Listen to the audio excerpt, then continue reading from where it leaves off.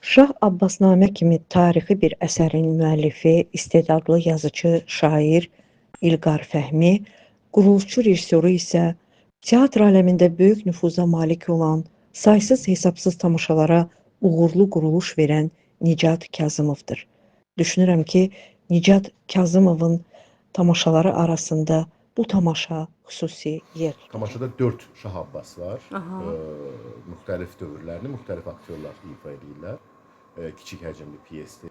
Onlardan birincisinin adı Şətrənc, ikincisinin adı Qan qoxusu, üçüncüsünün adı Zindan və dördüncüsünün adı Vəliəhddir. Biz o 4 əsəri bir yerdə cəmləyib Şah Abbasnamə adı ilə tamaşa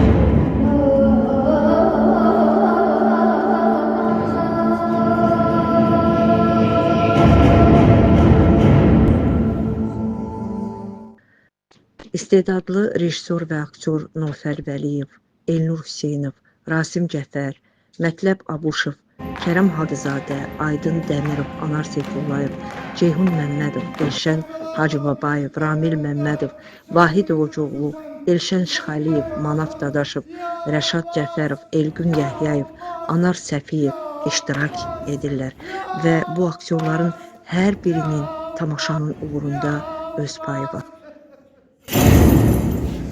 Allah Teala'nın benim neslime ayırdığı müddet 100 yıl idi ki o da tamam oldu. Müasir teatrın tələblərinə uyğun düşünürəm ki, olan bir tamaşadır və baxan tamaşaçılar da istər teatr biliciləri, istər mədəniyyət xadimləri, istərsə adi tamaşaçılar, yəni bu tamaşa haqqında çox yüksək fikirlər söyləyir.